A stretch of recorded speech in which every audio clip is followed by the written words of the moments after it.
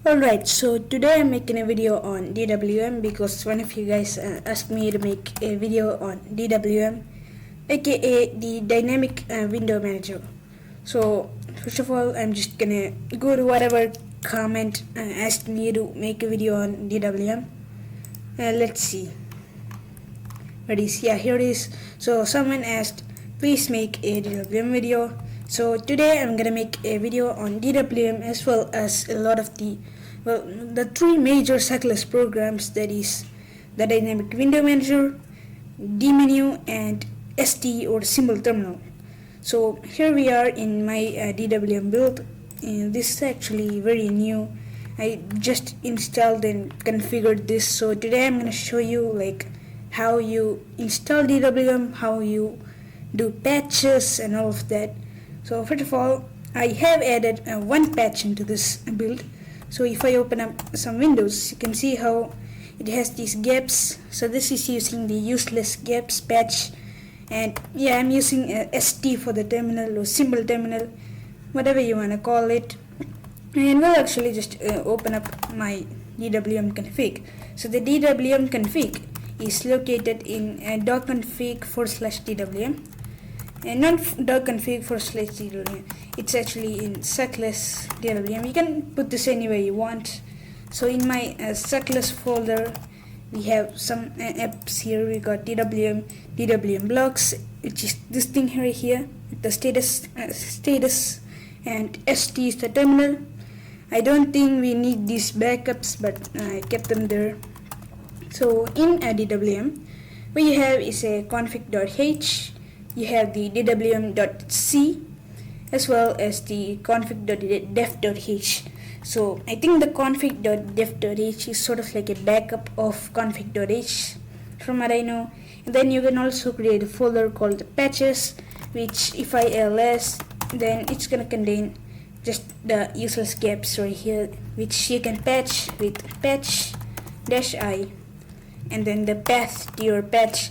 So that's just gonna patch your DWM. And if I open up the config real quick, in cyclist DWM config.h is the configuration. It's actually pretty easy. So first we assign some appearance settings. First we have the gaps, so the pixel of the gaps. Then we've got the bordered pixel. Snap is like when you open up a window and it should snap to the screen. You can see how it's snapping. So the snap pixels, basically a snap pixel, that's it. Then we have the show bar. If you set this to 0, it will hide the bar for you. And top bar is gonna set it to top, and if you set it to 0, then it's gonna move it to the bottom.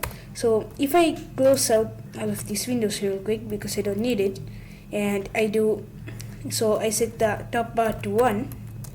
Alright, and then I go to my terminal. I do a sudo make install to recompile DWM, and then I can just quit DWM. But I think my recording will stop when I do that, but it should reload DWM when I quit it because it's running in a while loop. So that's also the thing with running DWM.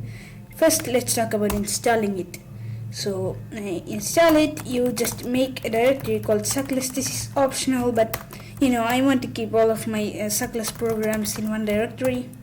And then you just clone the repo basically. So you clone git.cyclist.org/DWM, and then you just clone it like that. You don't need the depth equals 1. And once you clone this, you're gonna clone the DWM repository. We're gonna go there, we're gonna run a make, and then we have to run a sudo make install. That's gonna compile DWM, and then you can run it by adding a desktop entry to your display manager or your xinit.rc. So first, if you don't have a display manager, you edit your xinit.rc, and here you can add stuff like a DWM. So you can do exec DWM here, and you can execute that. But from the tutorials I watched, what you actually want to do is set its custom script to launch DWM. So user local bin start dwm.sh, and all this is gonna do is set a wallpaper. It's gonna export some environment variables. So this is gonna make programs like flame shot and OBS, programs that need screen sharing and all that work. And then we run DWM blocks. We run paycom, which is the compositor. So paycom is required to prevent stuff like screen tearing. And then we run DWM in a while loop like this. And we also have a custom desktop entry. So if you go to user share x sessions dwm.desktop, you can just create that with this contents right here, and that's how you install DWM. Right, so that's easy. And this script is actually where you add all of your auto start programs. So you add any sort of program you want to auto start in here. You can add some comment here called auto start section, and we can auto start all of that. So that's how you auto start programs in DWM.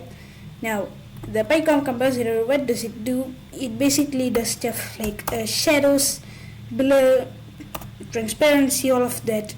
So you've got your paycom configuration, which is in a doc config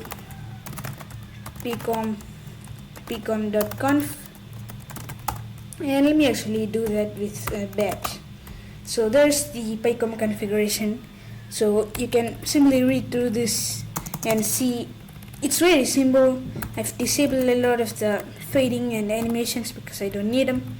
So the sort of philosophy of suckless software is just to be fast and minimal, and that's it. So that's why it doesn't have a whole bunch of features or anything. So if I open up my browser, which let me open that up and go into suckless.org, this is the software that sucks less and all of that. So there should be a philosophy somewhere around here, and here is the philosophy. So we are home of quality software such as DWM, dmenu, SD, and plenty of other tools with a focus on simplicity, clarity, and reality.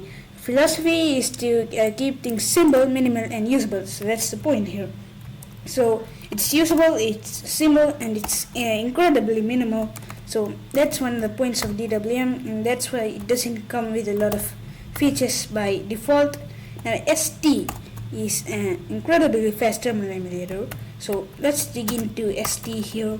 Let's go into suckless SD config.h, which is the SD configuration, and then you can set stuff like your font, border pixels, and all of that. You've got the shell, so you can change your shell. That's pretty cool. And you've got stuff like your colors in the bottom here. So there should be my colors somewhere around here, and yeah, those are my colors. This is using the Adwara color scheme, or whatever you want to pronounce it. Let me do a fast fetch to show you the colors. Here it is. Here's the Adwaita or Adwara color scheme, and that's that. So DWM blocks is the next thing that we want to talk about. So go into DWM blocks, and this is just sort of like a program to extend the functionality of the bar to add these status bar things here. So if I simply bat the blocks.h, which is where you configure your blocks, you can see you've got stuff like the date, time, volume, CPU, and all of that, memory. You've got all of that. You've also got the separators, all of that. I think this is it. This is the separator. I have no idea, but that's DWM blocks, and then you just auto start it and it will work as expected. Of course you're gonna want to make this, otherwise it's not gonna work. So all of the software you're gonna have to compile by yourself. So that's pretty dirty thing actually. So that's the whole point of DWM. You edit its source code and modify it to configure it. So a lot of people, especially new Linux users, think that DWM is hard, but it's not really hard at all. It's incredibly easy. Anyone can do it. All you gotta do is just clone a repository, compile it and you install DWM, and then you can customize it very easily actually. So this is a command to show all of my windows. Here we've got OBS working perfectly fine, all of that. So DWM as an X11 window manager is a 10 out of 10. I would use this over something like Xmonad, Awesome, or i3, anything like that, because it's fast. So when I first launched into DWM, I think it was using 600 megabytes, 500 megabytes of memory. That's incredibly impressive, and you can make it even go further. So that's my review experience with DWM. ST, I think I might just use ST as a daily driver because it's so goddamn good. So and you've got DMenu, the app launcher.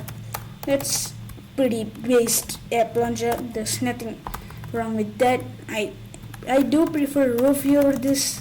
So if I do a Rofi show DRAM, you can see this is my Rofi here. So that's my overview of DWM, the dynamic window manager. I hope you enjoyed this video, and whatever I missed, leave that down in the comment section, as well as suggestions to improve my content. But that's it for now, and bye bye.